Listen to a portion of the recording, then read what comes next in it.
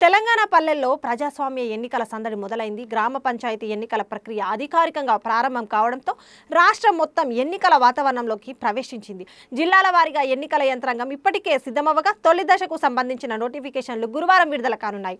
దీనితో సర్పంచ్, వార్డు సభ్యుల నామినేషన్ల స్వీకరణ ప్రక్రియ నేటితో ప్రారంభమవుతుంది. 30న నామినేషన్ల పరిశీలన సాయంత్రం బరిలో నిలిచిన అభ్యర్థులతో కూడిన తుది జాబితాను ప్రకటించనున్నారు. ఇప్పటికే ఆశావహులు వారి ప్రయత్నాల్లో మునిగిపోయారు. అయితే నామినేషన్లు దాఖల్లో ఏమాత్రం పొరపాటు జరిగినా అభ్యర్థిత్వం తిరస్కరణకు గురై ఆశలు గల్లంతవుతాయి. నామినేషన్ పత్రంలో ముందు చూసుకోవాల్సిందని 10 పాయింట్ల గురించి ఇప్పుడు వివరంగా చూద్దాం. వయసు 21 సంవత్సరాలు నిండాలి.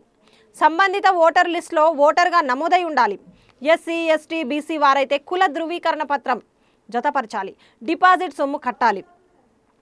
నేర చరిత్ర, స్థిర ఆస్తులు, విద్యార్థులతో కూడిన అఫిడవిటీ 2 సాక్షులతో సంతకం పెట్టించి ఇవ్వాలి. Expenditure maintain 2 declaration. ఏదైతే స్థానం నుంచి పోటీ చేస్తున్నారో ఆ స్థానం నుంచి ఓటరు మాత్రమే ప్రతిపాదకుడుగా ఉండాలి. నామినేషన్ పత్రంలో పార్ట్ 1లో ప్రతిపాదకుని సంతకం ఉండాలి. పార్ట్ 2లో అభ్యర్థి సంతకం ఉండాలి.